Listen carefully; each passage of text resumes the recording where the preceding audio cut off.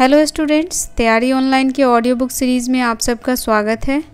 बच्चों, आज हम कक्षा 10 हिंदी पाठ्य पुस्तक संचयन भाग 2 में राही मासूम रजा की कहानी टोपी शुक्ला सुनेंगे।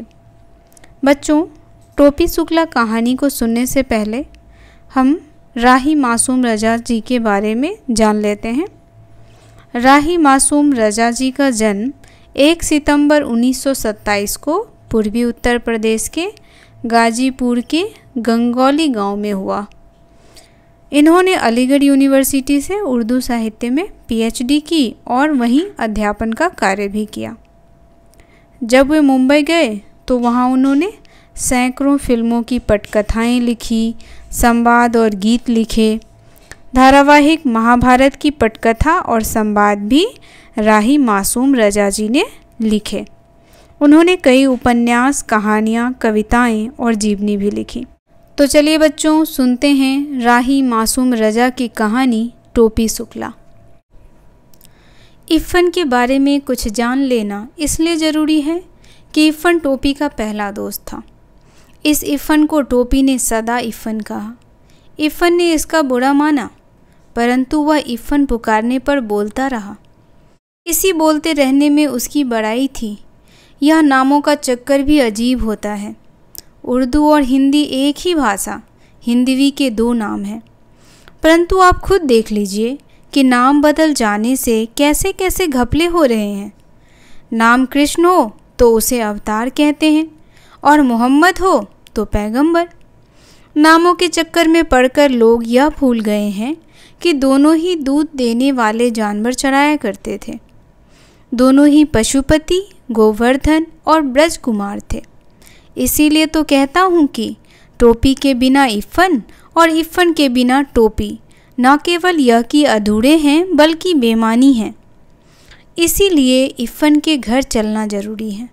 यह देखना ज़रूरी है कि उसकी आत्मा के आंगन में कैसी हवाएं चल रही हैं और परंपराओं के पेड़ पर कैसे फल आ रहे हैं। इफ़न की कहानी भी बहुत लंबी है, परंतु हम लोग टोपी की कहानी कह सुन रहे हैं। इसीलिए मैं इफ़न की पूरी कहानी नहीं सुनाऊंगा, बल्कि केवल उतनी ही सुनाऊंगा जितनी टोपी की कहानी के लिए ज़रूरी है। मैंने इसे ज़रूरी जाना कि इफ़न के बारे में आपको कुछ बता दूं, क्योंकि इफ़न आपको इस कहानी में जगह जगह दिखाई देगा। न टोपी इफ़न की परछाई है और न इफ़न टोपी की। ये दोनों 2 आज़ाद व्यक्ति हैं। इन दोनों व्यक्तियों का डेवलपमेंट एक दूसरे से आज़ाद तौर पर हुआ। इन दोनों को 2 तरह के घरेलू परंपराएं मिली। इन दोनों ने जीवन के बारे में अलग अलग सोचा, फिर भी इफ़न टोपी की कहानी का एक अटूट हिस्सा है। यह बात बहुत महत्वपूर्ण है कि इफ़न टोपी की कहानी का एक अटूट हिस्सा है। मैं हिंदू मुस्लिम भाई भाई की बात नहीं कर रहा हूँ। मैं यह बेवकूफ़ी क्यों करूँ? क्या मैं रोज़ अपने बड़े या छोटे भाई से यह कहता हूँ कि हम दोनों भाई भाई हैं? यदि मैं नहीं कहता तो क्या आप कहते हैं? हिंदू मुसलमान अगर भाई भाई हैं तो कहने की ज़रूरत नहीं। यदि नहीं हैं तो कहने से क्या फ़र्क पड़ेगा? मुझे कोई चुनाव तो लड़ना नहीं है। मैं तो एक कथाकार हूँ और एक कथा सुना रहा हूँ। मैं टोपी और इफ़न की बात कर रहा हूँ। ये इस कहानी के 2 चरित्र हैं। एक का नाम बलभद्र नारायण शुक्ला है और दूसरे का नाम सैयद जड़गाम मुर्तुजा। एक को टोपी कहा गया और दूसरे को इफ़न। इफ़न के दादा और परदादा बहुत प्रसिद्ध मौलवी थे। काफिरों के देश में पैदा हुए, काफिरों के देश में मरे, परंतु वसीयत करके मरे कि लाश करबला ले जाई जाए। उनकी आत्मा ने इस देश में एक सांस तक न ली। उस खानदान में जो पहला हिंदुस्तानी बच्चा पैदा हुआ वह बढ़कर इफ़न का बाप हुआ। जब इफ़न के पिता सैयद मुर्तुजा हुसैन मरे तो उन्होंने यह वसीयत नहीं की कि उनकी लाश करबला ले जाई जाए। वह एक हिंदुस्तानी कब्रिस्तान में दफन किए गए। इफ़न की परदादी भी बड़ी नमाजी बीबी थी। करबला, नजफ़, खुरासान, काज़मैन और जाने कहाँ कहाँ की यात्रा कर आई थी। परंतु जब कोई घर से जाने लगता तो वह दरवाजे पर पानी का एक घड़ा जरूर रखवाती और मांस का सदका भी जरूर उतरवाती। इफ़न की दादी भी नमाज रोज़े की पाबंद थी, परंतु जब इकलौते बेटे को चेचक निकली तो वह चारपाई के पास एक टांग पर खड़ी हुई और बोली, माता, मोरे बच्चे को माफ़ कर दो। पूरब की रहने वाली थी, 9 या 10 बरस की थी जब ब्याह कर लखनऊ आई, परंतु जब तक जिंदा रहीं पूर्वी बोलती रहीं। लखनऊ की उर्दू ससुराली थी। वह तो मायके की भाषा को गले लगाए रही, क्योंकि इस भाषा के सिवाय इधर उधर कोई ऐसा नहीं था जो उनके दिल की बात समझता। जब बेटे की शादी के दिन आए तो गाने बजाने के लिए उनका दिल फरका, परंतु मौलवी के घर गाना बजाना भला कैसे हो सकता था। बेचारी दिल महसूस कर रह गई। हाँ, इफ़न की छठी पर उन्होंने जी भर कर जश्न मना लिया। बात यह थी कि इफ़न अपने दादा के मरने के बाद पैदा हुआ था। मर्दों और औरतों के इस फ़र्क को ध्यान में रखना ज़रूरी है, क्योंकि इस बात को ध्यान में रखे बगैर इफ़न की आत्मा का नाक नक्शा समझ में नहीं आ सकता। इफ़न की दादी किसी मौलवी की बेटी नहीं थी, बल्कि एक जमींदार की बेटी थी।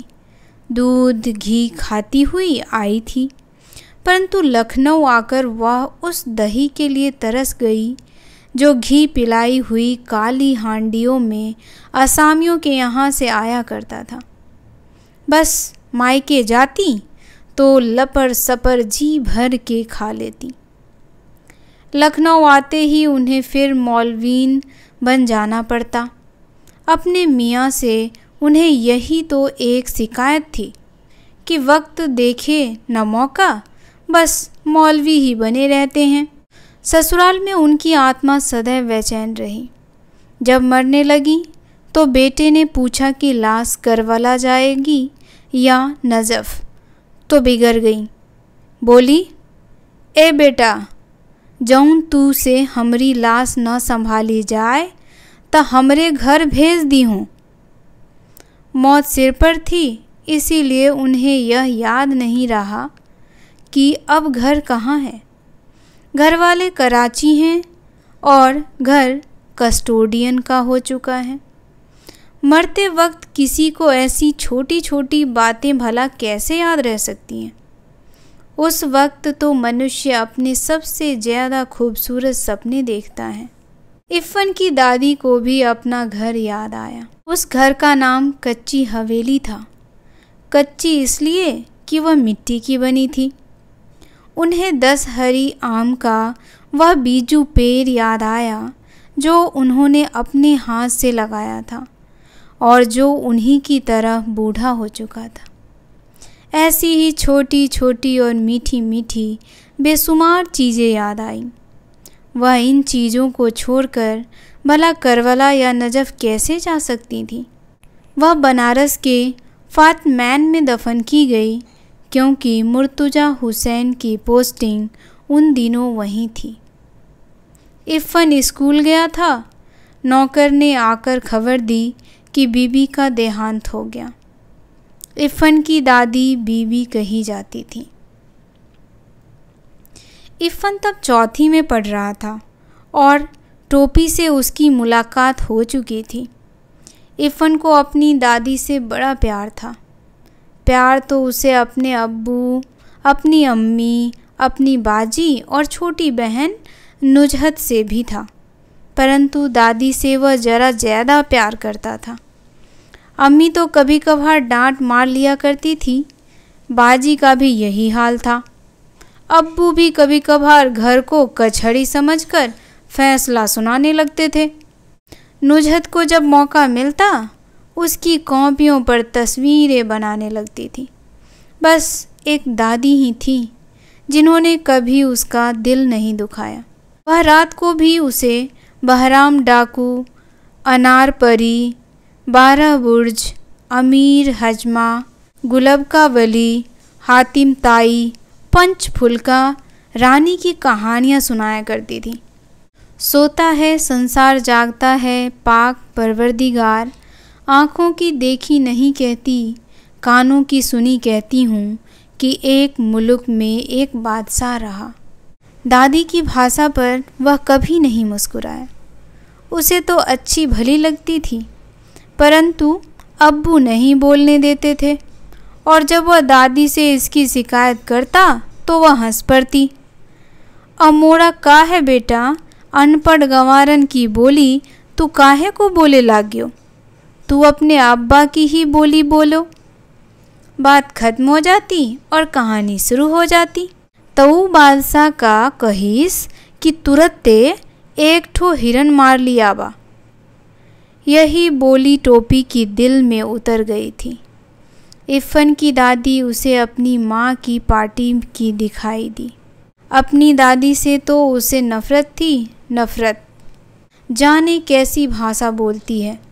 इफ़न के अब्बू और उसकी भाषा एक थी। वह जब इफ़न के घर जाता तो उसकी दादी ही के पास बैठने की कोशिश करता। इफ़न की अम्मी और बाजी से वह बातचीत करने की कभी कोशिश न करता। वे दोनों अलबत्ता उसकी बोली पर हंसने के लिए उसे छेड़ती, परंतु जब बात बढ़ने लगती तो दादी बीच बचाव करवा देती।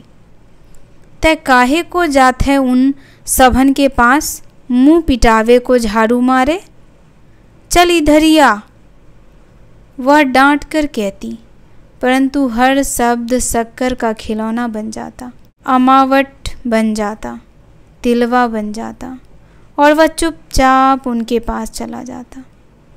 तोरी अम्मा का कर रही? दादी हमेशा यहीं से बात शुरू करती। पहले तो वह चकरा जाता कि यह अम्मा क्या होता है, फिर वह समझ गया कि माता जी को कहते हैं। यह शब्द उसे अच्छा लगा, अम्मा। इस शब्द को गुड़ की डाली की तरह चुभलाता रहा।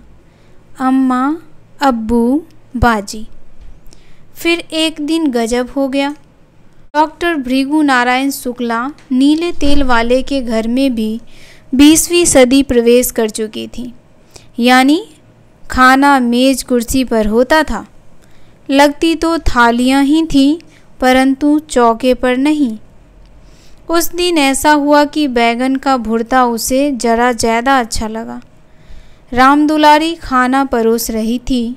टोपी ने कहा, अम्मी जरा बैगन का भुर्ता। अम्मी, मेज पर जितने हाथ थे रुक गए, जितनी आंखें थीं वो टोपी के चेहरे पर जम गई। अम्मी, यह शब्द इस घर में कैसे आया? अम्मी, परंपराओं की दीवार डोलने लगी। ये लफ्ज़ तुमने कहाँ से सीखा? सुभद्रा देवी ने सवाल किया। तो बच्चों, टोपी शुक्ला का प्रथम भाग यहीं समाप्त करती हूँ। आशा है अब तक की कहानी आपको पसंद आई होगी। टोपी शुक्ला कहानी पूरा सुनने के लिए आप तैयारी ऑनलाइन से जुड़े रहें। हमारे चैनल को सब्सक्राइब करें, वीडियो को लाइक और अपने दोस्तों के साथ शेयर ज़रूर करें। धन्यवाद।